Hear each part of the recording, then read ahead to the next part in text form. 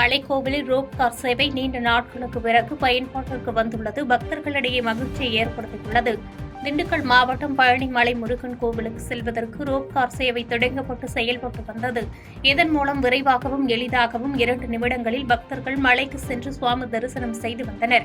இந்நிலையில் கடந்த அக்டோபர் 7ஆம் தேதி முதல் வருடாந்திர பராமரிப்பு பணி காரணமாக நிறுத்தி வைக்கப்பட்டிருந்த ரோப் கார் சேவை மாற்றியமைக்கப்பட்டு பணிகள் நிறைவுற்று கடந்த 2 நாட்களாக சோதனை ஓட்டம் நடந்து வந்த நிலையில் இன்று முதல் ரோப் கார் சிறப்பு பூஜைகள் செய்யப்பட்டு பக்தர்களின் பயன்பாட்டிற்கு கொண்டு வரப்பட்டது. இதனால் பக்தர்கள் மகிழ்ச்சி அடைந்தனர்.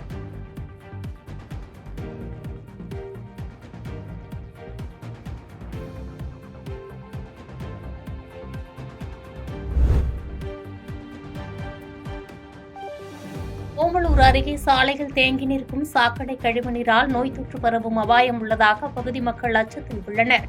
சேலம் மாவட்டம் காடையாம்பட்டி அருகே பெரியப்பட்டி ஏனாதி புதிய காலனியில் 300க்கும் மேற்பட்ட குடும்பத்தினர் வசித்து வருகின்றனர்.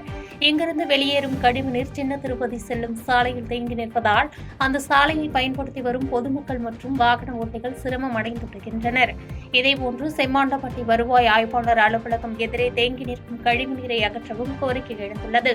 சாலையில் தேங்கியுள்ள கழிவுநீரை அகற்ற சுகாதாரத்துறை பரிந்துரைத்தும் ஊராட்சி நிர்வாகம் கண்டுகொள்ளவில்லை என்று குற்றச்சாட்டு எழுந்துள்ள நிலையில் நெடுஞ்சாலைத்துறை ஒப்புதல் அளித்த உடனடியாக கழிவுநீர் கால்வாய் கட்டப்படும் என்று ஊராட்சித் தலைவர் திருமால் தெரிவித்துள்ளதாக கூறப்படுகிறது. சார், இப்போ அரசு அதிகாரிகள் உயர் வகுப்பினர் சொன்னால் ஒரு பொறுப்பு இருக்கிறாங்க அப்படின்னு சொல்லிட்டு அவங்கள ஈஸியாக எல்லாமே அவங்க கேட்குறத செஞ்சு கொடுக்குறாங்க. ஒரு வீடுனா கூட செஞ்சு கொடுக்குறாங்க. இப்போ இந்த ஆதி திராவிட கிராமம் இந்த ஏரியாவில் மட்டும் கிட்டத்தட்ட 300-400 குடும்பம் இருக்குது. இப்போ பார்த்தீங்கன்னா ஸ்கூல் போகிற பிள்ளைங்க பொண்ணுங்க எல்லாமே இந்த சாக்கடைக்காண்டி தான் போகணும். கிட்டத்தட்ட எத்தனையோ தடவை மனுகள் கொடுத்தோம். எல்லா பிரச்சனைகள் எல்லா வண்டியும் ஒன்றும் பண்ணல. இதே பண்ண இந்த ரோட்டுக்கு அந்தாண்ட வேகத்தாடை போடாமல் அதை அதிகாரிகிட்ட சொல்லி அதில் ஒரு அம்மா இறந்து போச்சுங்க. இப்போ இதில் கொசு, டெங்கு கொசு இதெல்லாம் கூட குழந்தைங்க நிறைய பாதிச்சிருக்கிறாங்க.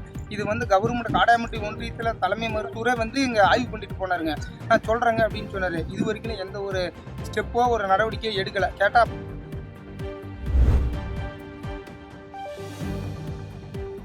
குளத்தூர் காவல் நிலைய எல்லைக்குட்பட்ட பகுதியில் பீடி இலைகள் மற்றும் சட்டவிரோத விற்பனைக்காக யூரியா உரத்தை குடோனில் பதுக்கி வைத்திருந்த 9 பேர் கைது செய்யப்பட்டனர்.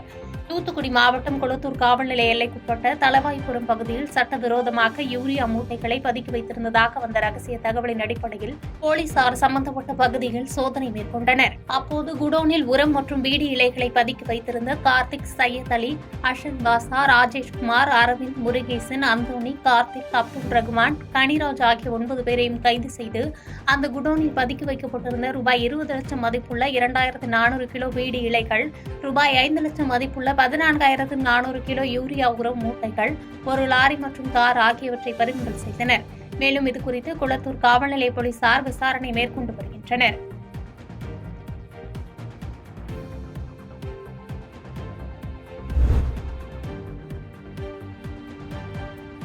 கருவியப்பட்டி கிராமத்தில் ஒரே நேரத்தில் 2 வீடுகளில் நடைபெற்ற கொள்ளை சம்பவம் மற்றும் கோயில் நகை கொள்ளை போனது கிராம மக்களிடையே அச்சத்தை ஏற்படுத்தியுள்ளது.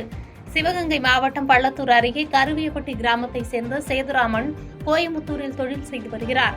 இவர் கருவியப்பட்டி கிராமத்தில் உள்ள முத்துமாரியம்மன் கோவிலில் நிர்வாக தலைவராகவும் உள்ளார்.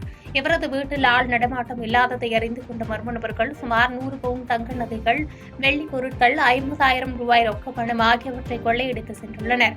கொள்ளையடிக்கப்பட்ட 100 பவுன் தங்க நகைகளில் கோயில் நகையும் இருந்ததாக தெரிகிறது. இதேபோன்று அருகில் இருந்த மணிகண்டன் என்பவரது வீட்டிலும் கொள்ளை சம்பவம் நடைபெற்றுள்ளது. இச்சம்பவம் அப்பகுதியில் பரபரப்பை ஏற்படுத்திய நிலையில் போலீசார் இது தொடர்பாக விசாரணையை தொடங்கியுள்ளனர்.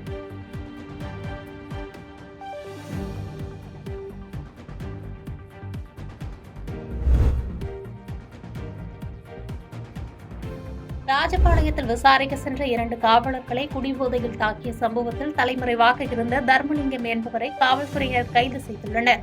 விருதுநகர் மாவட்டம் ராஜபாளையத்தில் கடந்த சில தினங்களுக்கு முன்பு டாஸ்மாகில் மது அருந்தியவர்களுக்கிடையே ஏற்பட்ட தகராறில் காயமடைந்த இசக்கி என்பவர் வடக்கு காவல் நிலையத்தில் புகார் அளித்தார். இந்த புகார் குறித்து விசாரிக்க சென்ற காவலர்களின் கையில் இருந்த லத்தியை பிடுங்கி இருவரையும் சரமாரியாக தாக்கிய புகாரில் பால்பாண்டி, கிளிராஜன், பாஞ்சாலி ராஜா, பாண்டியராஜ் உள்ளிட்ட 9 பேர் மீது வடக்கு காவல் நிலையத்தில் வழக்கு பதிவு செய்யப்பட்டு 7 பேர் அதிரடியாக கைது செய்யப்பட்டனர். மேலும் இருவரை போலீசார் தீவிரமாக தேடி வந்த நிலையில் கீழ ஆவரம்பட்டியை சேர்ந்த தர்மலிங்கம் என்பவரை காவல்துறையினர் கைது செய்துள்ளனர்.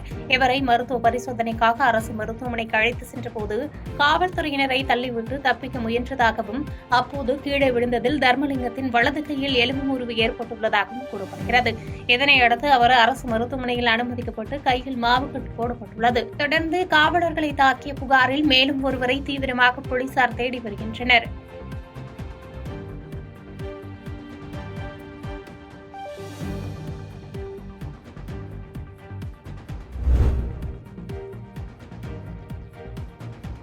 இருசக்கர வாகனம் மரத்தின் மீது மோதியதில் 3 அரசு பள்ளி மாணவர்கள் உயிரிழந்த சம்பவம் சோகத்தை ஏற்படுத்தியுள்ளது.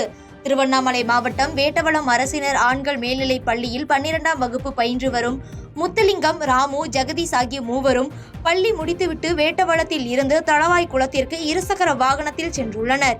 அப்பொழுது ஆவூர் அருகே சாலையோரம் இருந்த மரத்தின் மீது மோதி சம்பவ இடத்திலேயே வேட்டவளம் கிராமத்தைச் சேர்ந்த முத்துலிங்கம் என்ற மாணவர் உயிரிழந்தார். மேலும் சின்ன ஓலப்பாடி கிராமத்தைச் சேர்ந்த ராமு மற்றும் இசுக்கொலி காட்டேரி கிராமத்தைச் சேர்ந்த ஜெகதீஷ் ஆகிய இருவர் பலத்த காயம் ஏற்பட்டு திருவண்ணாமலை அரசு மருத்துவக் கல்லூரி மருத்துவமனைக்கு சிகிச்சைக்காக அனுமதிக்கப்பட்ட நிலையில் இருவரும் சிகிச்சை பலனின்றி உயிரிழந்தனர். இது குறித்து வேட்டவளம் போலீசார் வழக்கு பதிவு செய்து விசாரணை மேற்கொண்டு வருகின்றனர். தொடர் கனமழையால் திருவாரூர் மாவட்டத்தில் 2300 ஏக்கர் நெற்பயிர்கள் மழைநீரில் மூழ்கியது விவசாயிகள் மத்தியில் சோகத்தை ஏற்படுத்தியுள்ளது. திருவாரூர் மாவட்டத்தில் இந்த ஆண்டு 4 லட்சம் ஏக்கர் பரப்பளவில் சம்பா நெல் சாகுபடி பணிகளில் விவசாயிகள் தீவிரம் காட்டி வருகின்றனர். இந்நிலையில் கடந்த ஒரு வார காலமாக திருவாரூர் மாவட்டத்தில் பெய்து வரும் கனமழையின் காரணமாக நெம்மேலி, அதம்பார், வடக்குடி, கம்மங்குடி உள்ளிட்ட பகுதிகளில் பயிரிடப்பட்ட 2300 ஏக்கர் சம்பா நெல் பயிர்கள் மழைநீரில் மூழ்கியுள்ளது. மேலும் கிராமங்களில் உள்ள நெம்மேலி வடிகால் வாய்க்கால், அதம்பார் வடிகால் வாய்க்கால்கள் முழுமையாக தூர்வாரப்படாததன் காரணத்தினால் மழைநீரை வடிய வைக்க முடியவில்லை என வேதனை தெரிவிக்கும் விவசாயிகள், வேளாண் துறை அதிகாரிகள் பாதிக்கப்பட்ட இடங்களுக்கு நேரடியாக சென்று கணக்கெடுப்பு நடத்தி உரிய நிவாரணம் வழங்குவதற்கான நடவடிக்கை மேற்கொள்ள வேண்டும் என்று கோரிக்கை வைத்துள்ளனர். பின்னாடி இருக்கிற 5 ஏக்கரும் நான் தான் சாவடி பண்ணியிருக்கேன். ஃபுல்லாக ஒரு வாரம் மழையில் கிடக்கு, முழங்கால் மட்டும் தண்ணியில் தான் இருக்குது. அது திரும்பி தேருமா என்னன்னு தெரியல. கவர்மெண்ட் இதுக்கு ஏதாவது நடவடிக்கை எடுத்து எனக்கு ஏதாவது நிவாரணம் கொடுத்தா தேவலாம். ரொம்ப மூழ்கி போய் கிடக்கு பின்னாடி ஃபுல்லாகவே. விவசாயமே போயிட்டு எனக்கு இந்த வருஷம் எனக்கு நஷ்டம்தான். நான் கடனை வாங்கி அவ்வளோ கஷ்டப்பட்டு செலவு பண்ணி தெளிச்சிருக்கேன். எனக்கு கவர்மெண்ட் பார்த்து ஏதாவது ஒரு நல்ல சலுகை கொடுத்து ஏதாவது நிவாரணம் கொடுத்தா என் வயல்னால பட்ட கஷ்டம் கொஞ்சம் குறையும்.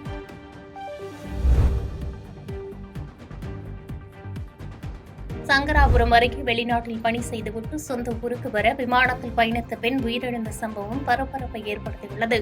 கள்ளக்குறிச்சி மாவட்டம் சங்கராபுரம் அருகே உள்ள அரசம்பட்டு கிராமத்தைச் சேர்ந்த ஏழுமலை மகள் ராசாத்தி. இவர் தனது கணவரை இழந்த நிலையில் குடும்ப உரிமைக்காக மலேசியாவில் வீட்டு வேலை செய்து கொண்டிருந்ததாக கூறப்படுகிறது.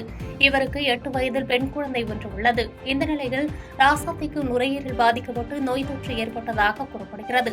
இதைத் தொடர்ந்து தனது சொந்த ஊருக்கு திரும்ப விமானத்தில் பயணித்த ராசாத்தி நடுவானில் விமானம் பறந்து கொண்டிருந்த போது உடல்நலம் பாதிக்கப்பட்டு விமானத்தின் இருக்கையில் அமர்ந்தபடியே உயிரிழந்ததாக தெரிகிறது. இந்நிலையில் தாய் தந்தையை இழந்த 8 வயது பெண் குழந்தையின் கல்வி செலவுக்காக நிவாரணம் வழங்கி உதவ வேண்டும் என்று அரசுக்கு கோரிக்கை எழுந்துள்ளது. போன இடத்துல தவறிடுச்சுங்க, நாங்கள் என்ன செய்ய முடியும்? பிள்ளைங்க வரக்குள்ள செத்துருச்சு. இந்த பிள்ளை வரக்குள்ள நாங்கள் எப்படி காப்பாற்ற முடியும்? நான் மாலாத்து வயசு ஆகிடுச்சு, எனக்கும் வயசு ஆகிடுச்சு, எனக்கும் குழந்தைங்க பிள்ளை, என் பிள்ளை தான் எனக்கு முழுக பொண்ணு தான் எனக்கு. இந்த பிள்ளைய வச்சுட்டு அந்த அதோட பொண்ணை நான் வச்சுட்டு எப்படி சேவை பண்ண முடியும்? சின்ன வயசுலேயே விட்டுருச்சுங்க, நாங்கள் பண்ண முடியும்? நான் மாலாத்து வயசுலேயே எட்டு போய் எங்கே நான் காப்பாற்ற முடியும்? நீங்கள் தான் சார் ஒரு வழி பண்ணுங்க.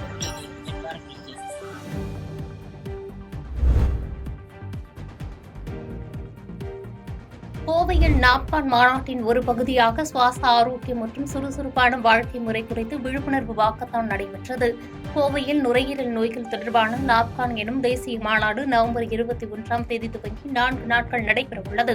இந்நிலையில் மாநாட்டின் ஒரு பகுதியாக சுவாச ஆரோக்கியம், சுறுசுறுப்பான வாழ்க்கை முறை குறித்து பொதுமக்களுக்கு விழிப்புணர்வு ஏற்படுத்தும் விதமாக கோவை ரேஸ்கோர்ஸ் பகுதியில் வாக்கத்தான் நடைபெற்றது.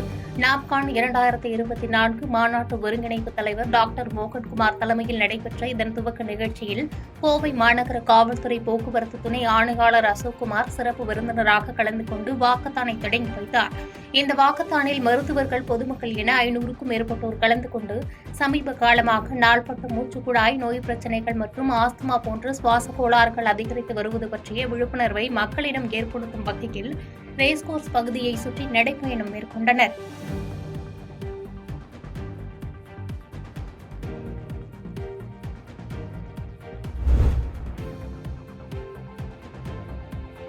கவுண்டம்பாளையம் பகுதியில் குப்பை தரம் பிரிக்கும் குடோனில் தீ விபத்து ஏற்பட்டு கரும்புகை எழுந்ததால் சுற்றுவட்டார மக்கள் அச்சமடைந்தனர். கோவை கவுண்டம்பாளையம் அருகே உள்ள எருக்கம்பேணி பகுதியில் மாநகராட்சிக்கு சொந்தமான குப்பை தரம் பிரிக்கும் குடோனில் திடீரென தீ விபத்து ஏற்பட்டு கரும்புகை எழுந்தது. தீ விபத்து குறித்து தகவலின் அடிப்படையில் அங்கு சென்ற தீயணைப்புத் துறையினர் தீயை கட்டுக்குள் கொண்டுவரும் முயற்சியில் ஈடுபட்டனர். மேலும் ஜேசிபி இயந்திரத்தின் மூலம் குடோன் சுவர்களை இடித்து தீயை அணைத்தனர். மேலும் சம்பவ இடத்தில் மேற்கொள்ளப்பட்ட பணிகளை மாநகராட்சி ஆணையாளர் சிவகுரு பிரபாகரன் நேரில் பார்வையிட்டார். இந்நிலையில் தீ விபத்துக்கான காரணம் குறித்து கவுண்டம்பாளையம் காவல்துறையினர் விசாரணை மேற்கொண்டு வருகின்றனர்.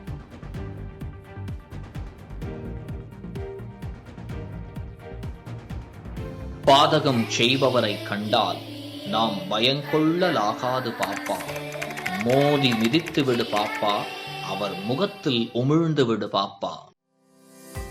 அண்மை செய்திகளை உடனுக்குடன் தெரிந்து கொள்ள இணைந்திருங்கள் இயம்நாடு தொலைக்காட்சியுடன்.